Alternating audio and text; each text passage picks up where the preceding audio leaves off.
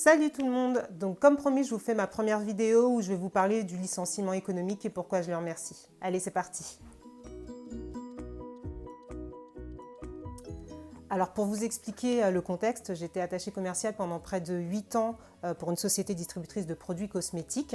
Donc tout se passait super bien, j'étais en totale autonomie. Quand je n'étais pas en visite client, je travaillais de chez moi, donc en télétravail.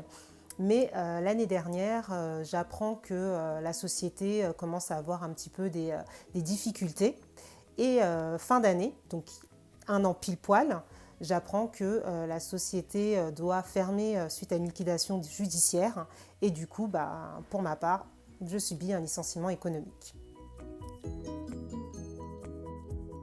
Alors bien évidemment, il y a eu des signes avant-coureurs, hein. Je n'ai pas appris ça comme ça du jour au lendemain. Mais bon voilà, je ne m'y attendais pas forcément à cette période-là, surtout que c'était les fêtes de fin d'année. Et le meilleur en plus, c'est que je l'ai appris par mail.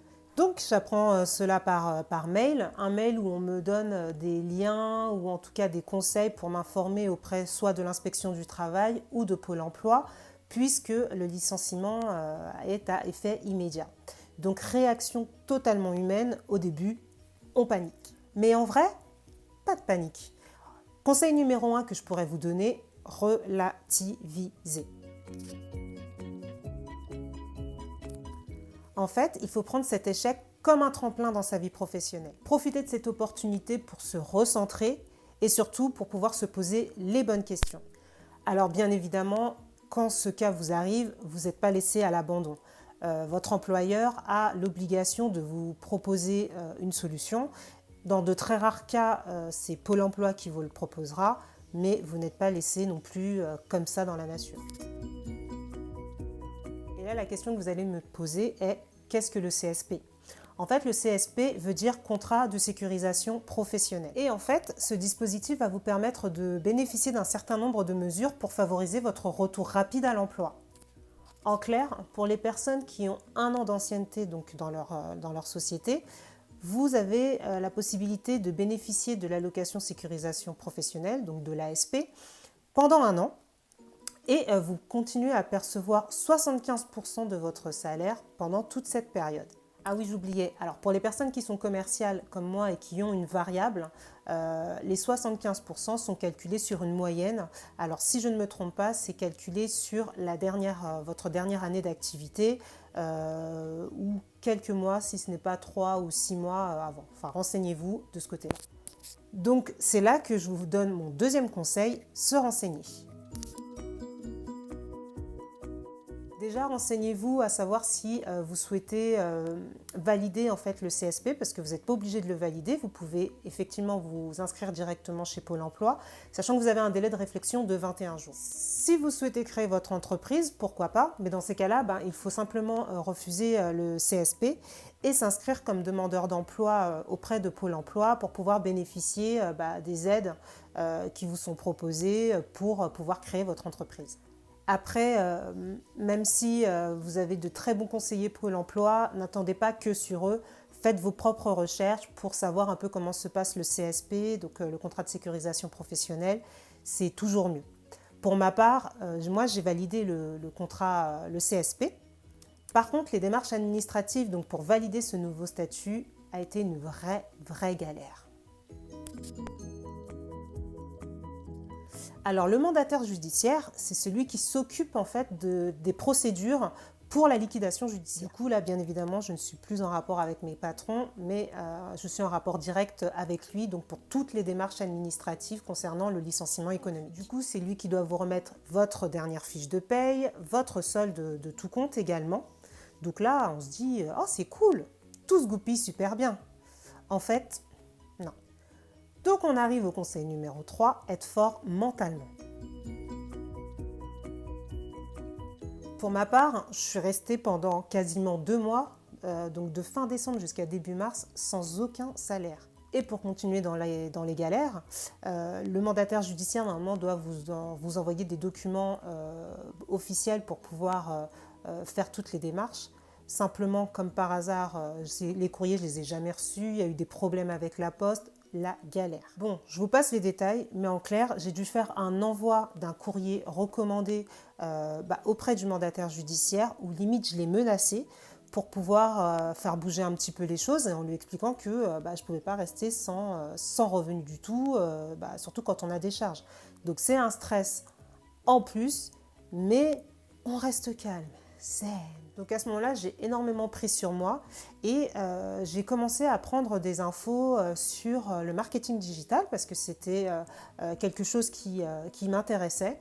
Dans mon ancienne boîte, du coup, comme c'était une petite entreprise, c'est vrai qu'au niveau de la communication, c'était pour ma part, en tout cas, je trouvais que c'était pas assez développé et je trouvais ça dommage parce que la concurrence, elle, jouait beaucoup sur les réseaux sociaux. Donc du coup, moi, j'avais pris cette initiative de commencer à me renseigner. Licenciement économique arrivant, j'ai commencé à prendre des informations sur des formations sur le marketing digital. Alors comme on est également dans une période où on est un petit peu perdu, j'avais également pris des renseignements pour être responsable commercial, pour suivre un petit peu la branche dans laquelle j'étais déjà, quoi. Bref, pour ne pas perdre de temps et surtout pour ne pas stresser, j'ai décidé de réfléchir et surtout d'agir. C'est d'ailleurs le conseil numéro 4, réfléchir et agir. On va profiter en fait de ce temps pour pouvoir un peu se poser donc les questions et savoir ce que l'on veut faire dans sa vie professionnelle. Et surtout après, derrière, on va agir. Donc la logique a été de chercher à évoluer dans mon poste en tant que responsable commercial. Donc j'ai commencé à prendre un petit peu des renseignements. Mais en prenant ces renseignements, je me rends compte que c'est pas un poste qui me correspond, c'est pas ce que je recherche forcément pour m'épanouir dans ma vie professionnelle. Tout ce qui est gestion d'une équipe, la pression donc pour faire un bon chiffre d'affaires, tout ça, non, j'en avais plus du tout envie. Du coup, je vais sur ma deuxième piste, celle du marketing digital. Là, je me renseigne pour avoir des informations sur les formations qui sont proposées aux personnes dans mon cas. Donc avant de me lancer dans une formation payante, je me dis, bon, on va regarder un petit peu sur Internet ce que l'on trouve. Et là, je tombe en fait sur une formation Google. Cette formation où en fait, on apprend les fondamentaux du marketing digital. Donc, je fais cette formation donc, à mon rythme, bien évidemment, étant donné que je suis toujours en attente des papiers pour les démarches administratives pour le CSP. Et là, c'est carrément une révélation pour moi. Le marketing digital, en fait, me parle. Le métier de social media manager et de community manager, je me dis que ça pourrait être pas mal, en tout cas, ça me correspondrait beaucoup mieux.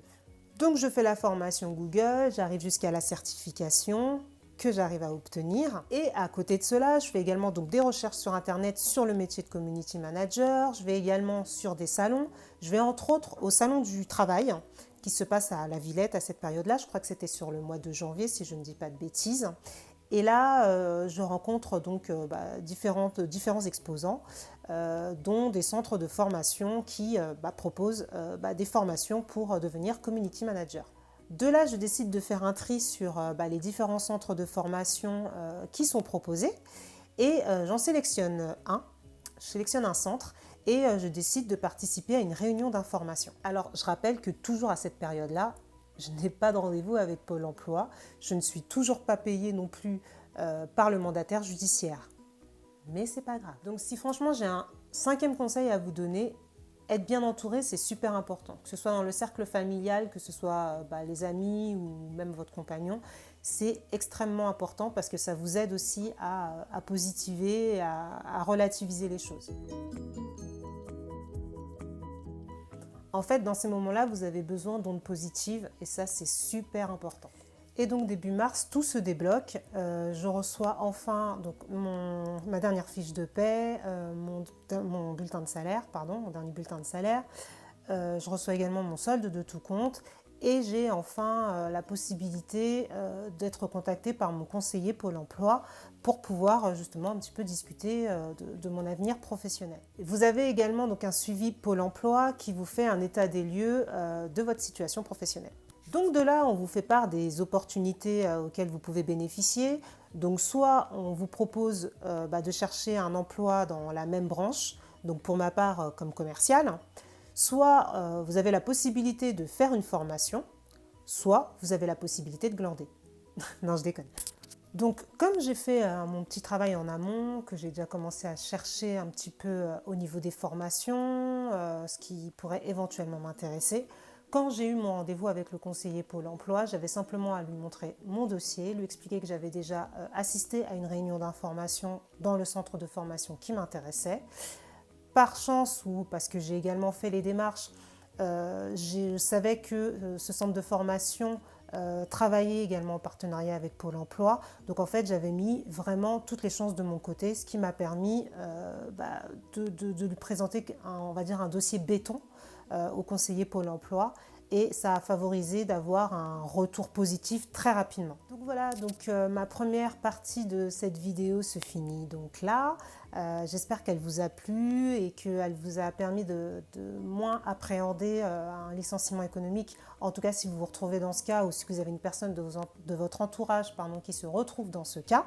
Dans ma prochaine vidéo, je vous parlerai plus de ma formation, vous parler un petit peu de la façon dont j'ai un petit peu appréhendé mon entrée en formation, ma rentrée en formation également. Je vous expliquerai également comment j'ai réussi à avoir confiance en moi et à pouvoir aboutir ce nouveau projet de travailler à mon compte et donc de devenir auto-entrepreneur. Sachant que mon étape formation n'est pas totalement terminée puisque je dois encore valider mon diplôme très prochainement. Donc on croise les doigts. À bientôt!